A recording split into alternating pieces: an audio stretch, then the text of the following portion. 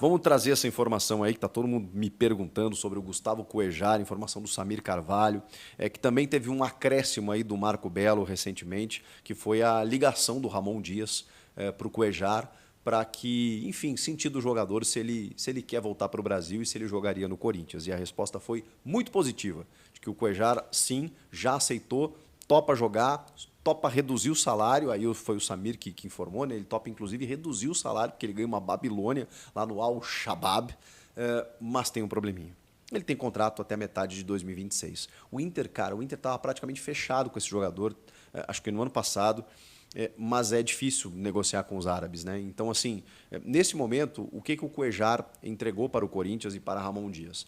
Eu topo, eu volto, eu reduzo o salário, só que eu custo 4 milhões de euros, basta você pagar para o Al-Shabaab. Porque não é o jogador que vai pagar, muitas vezes isso acontece, né, do próprio bolso para que ele possa se liberar. Chegando ao final do contrato, até pode haver uma conversa de liberação, vamos rescindir aí, faltam 6 meses e tudo mais, daqui a pouco eu assino um pré-contrato e saio de graça daqui a 6 meses, vamos fazer uma rescisãozinha agora, eu deixo de receber alguma coisa e tal. Enfim, esse acerto muitas vezes o jogador consegue, mas a gente está falando aí de mais 2 anos, junho de 2026, mais 2 anos de contrato. Então eles não vão liberar tão facilmente. E aí você precisa negociar. Então o Corinthians pode negociar, porque 4 milhões de euros a gente está falando aí de quase 30 milhões de reais para um jogador já acima de 30 anos, mas um senhor jogador, né? Arrumaria o meio-campo do Corinthians, jogava muito Flamengo também. O Marcos Braz fala o tempo inteiro que tem uma prioridade quando ele voltar para o Brasil, mas o Cuéllar, repetindo, já deu o ok para voltar para o Corinthians, se for o caso, desde que haja o acerto com o Al-Shabaab. E essa ponta é importante, é difícil, o Corinthians vai tentar, mas a gente sabe que, enfim, é muito complicado, nenhum clube conseguiu ainda tirar ele de lá, ele já topou em voltar para o futebol brasileiro. Quem está capitaneando isso é claro que é o Fabinho Soldado, tem uma relação com o Cuéllar desde os tempos do Flamengo e até por essa relação próxima está tentando essa negociação. Teve uma multa ao zagueiro Kaká. O clube ficou incomodado com a maneira como o Kaká se dirigiu aos jornalistas, à imprensa na zona mista no dia de ontem. Eu sei, já falei sobre isso, que o torcedor adorou o que ele fez. Mas não cabe, né, gente? Não cabe para um jogador profissional defendendo um clube do tamanho do Corinthians. Ainda mais da maneira como ele fez.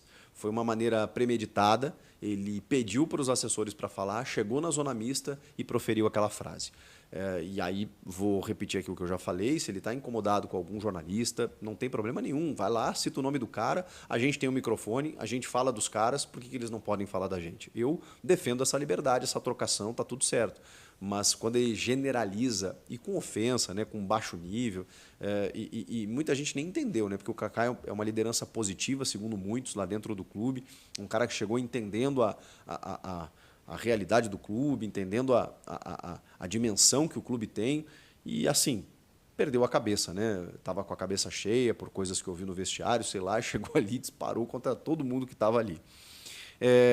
Inclusive, ele se desculpou depois numa nota, e não sei se foi nota de assessoria, não sei se ele se arrependeu, não sei se ele fez aquilo meio que tipo, tá bom, vou me desculpar para, né, para colocar panos quentes, ou se ele realmente pensa isso. Segundo algumas informações, ele realmente está arrependido, ele realmente estava muito de cabeça quente, não é perfil dele fazer esse tipo de coisa, e ele acabou explodindo ali daquela maneira. Mas, como eu disse, não foi algo no impulso, ele premeditou. Ele saiu do vestiário disposto a fazer aquilo e acabou fazendo, e realmente não cabe, depois de uma vitória, depois dele ter marcado o gol da vitória, depois do time ter estreado um novo técnico, meio que chamou o holofote para si e de uma forma negativa, né? Não tinha por que fazer isso. O clube o multou financeiramente, segundo o GE. Globo. Claro que com valores não revelados e tal, mas, bom, vocês vão lembrar que teve uma cartilha, né, elaborada pela principal organizada, Gaviões da Fiel, para os jogadores, né, e uma delas era postura, defender o clube, cuidar da rede social, não sei o que e tal.